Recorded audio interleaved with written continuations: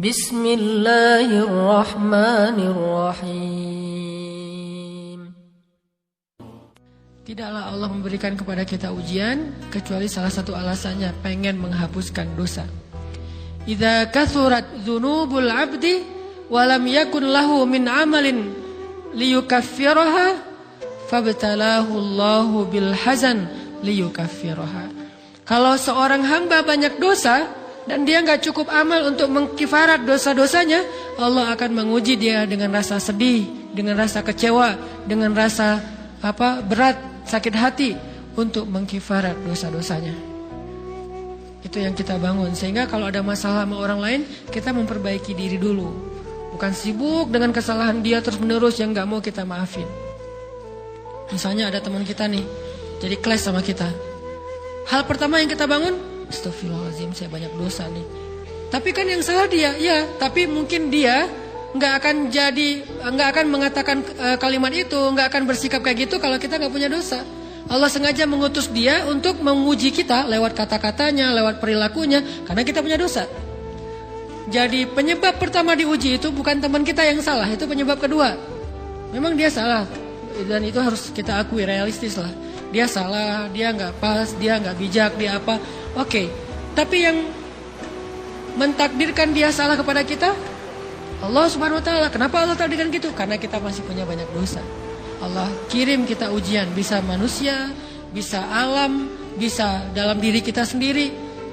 Itu semuanya adalah cara Allah untuk menguji kita dan membersihkan dosa-dosa kita. Ini yang kita bangun pertama.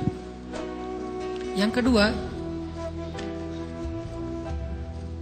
kata Nabi di dalam hadis Bukhari, "May yuridillahu bihi khairan." Yang terkenal kan yufaqihu fiddin, itu yang terkenal. Ternyata ada dua modelnya. Ada may yuridillahu bihi khairan yufaqihu fiddin. Siapa yang Allah pengen kasih dia kebaikan agama, kebaikan, Allah akan buat dia mengerti halal dan haram. Itu berarti Allah sayang sama dia. Ini satu model hadis. Ada model yang kedua, mirip redaksinya. May yuridillahu bihi khairan yusib min. Hadis Bukhari. Siapa yang Allah pengen ngasih dia kebaikan, Allah uji. Hah? Kok gitu caranya? Ternyata kayak gitu rahasianya.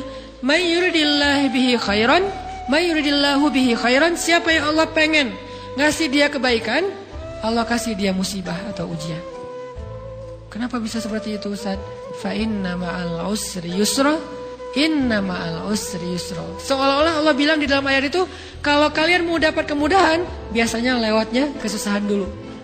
Kalau kalian pengen dapat keberuntungan, biasanya dapatnya kerugian dulu. Tapi keberuntungan dan kerugiannya pasti gak sebanding. Keberuntungannya jauh lebih besar daripada kerugiannya. Kerugian itu kayak modal doang, DP. Jadi kalau kita mau dapat kejutan dari Allah, Allah kasih kita DP. DP-nya apa? Ujian. DP-nya musibah. DP-nya rasa gak nyaman. Itu DP tuh. DP terhadap apa? DP dari Allah terhadap hadiah-hadiah besar yang Allah pengen ngasih ke kita setelahnya. Cuman banyak orang yang menolak DP ini. Sama kayak kita misalnya.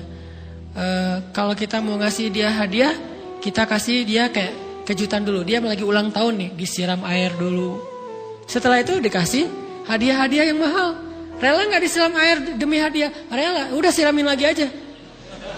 Kalau setelahnya ada hadiah. Yang kita gak rela, kalau setelah disiram disuruh bersih-bersih sendiri dan gak dikasih apa-apa, kan gak rela tuh. Berarti ini bab iman. Yakin gak kalau Allah tetap ngasih hadiah? Kan sabar dan iman itu ternyata tahu aman, kembar. Kalau kita yakin Allah ngasih hadiah setelah ngasih kita DP ujian, ya kita akan sabar. Gak apa-apa deh, bentar lagi mau dikasih hadiah, digini-giniin juga gak masalah.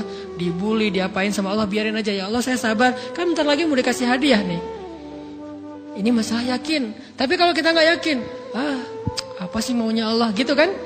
Begitu kalimat ini keluar, maka yang muncul setelahnya adalah mengeluh, berputus asa, dan gak akan sabar menghadapi ujian. Ujian, kata Nabi, may yuridillahu bihi khairan. Siapa yang Allah pengen kasih hadiah, siapa yang Allah pengen kasih kejutan, siapa yang Allah pengen kasih pertolongan, siapa yang Allah pengen kasih kebaikan, yusib min. Allah akan uji dia dulu.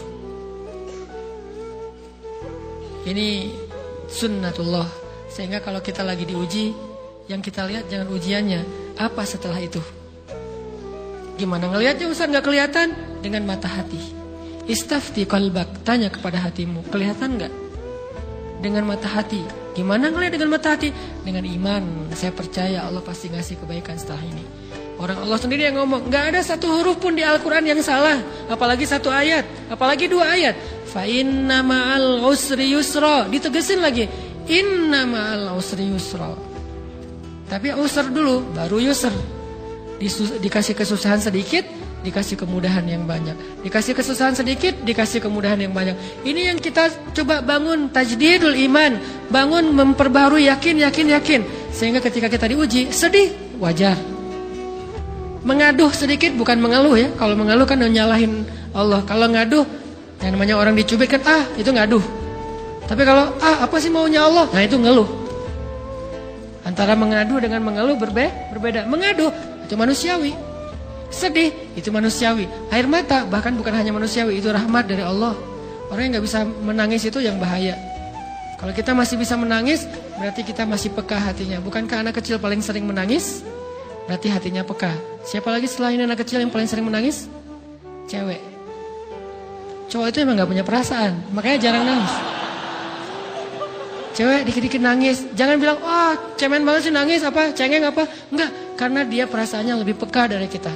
Itulah kenapa Allah menitipkan bayi kepada perempuan. Kalau dititipin ke laki-laki, hancur. Di balik kepekaan perempuan, di balik sensitifnya perempuan, di balik perasaannya yang luar biasa, di situ Allah Subhanahu wa taala menitipkan amanah, dia yang paling baik dalam merawat bayinya.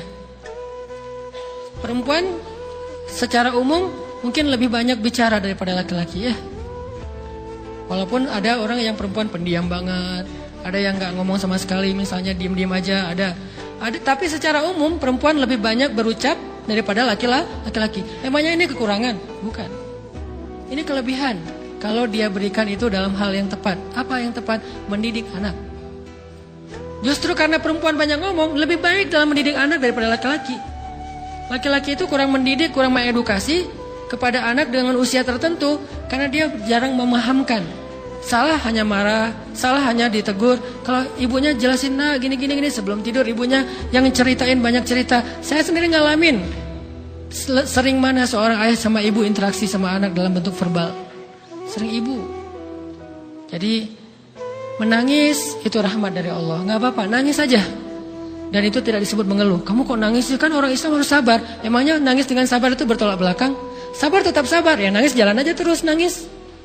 Nangis pakai nangisnya nggak cuma nangis doang, emotikonnya juga nangis, berderai-derai gitu. Sampai air matanya menggenang gitu kan ya. Boleh lah. Ditambah lagi dengan visual menangisnya, posting bahwa dia lagi tertusuk duri dengan postingan kaktus atau apalah. Dia pengen share ke semua orang bahwa saya sedang sedih.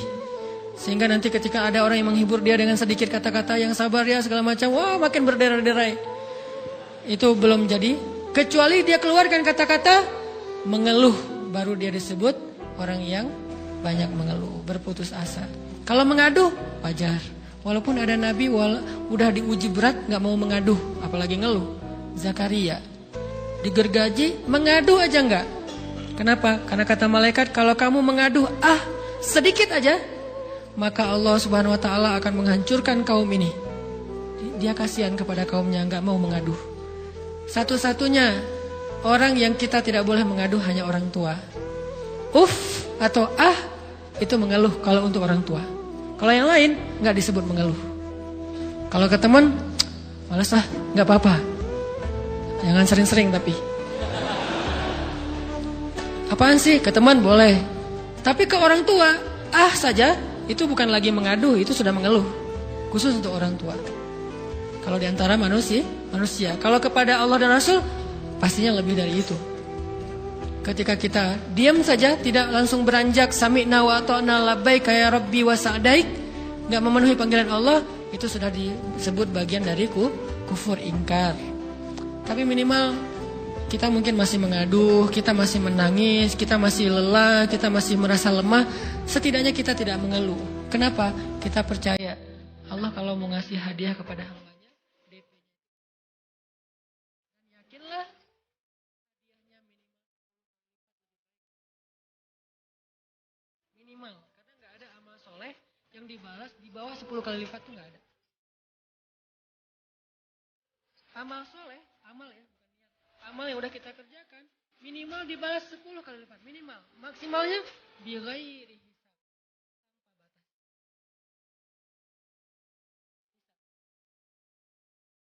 Kayak sedekah. Tapi tetap aja ayat sedekah di akhirnya ujung-ujungnya apa? Bighairi hisab juga kan?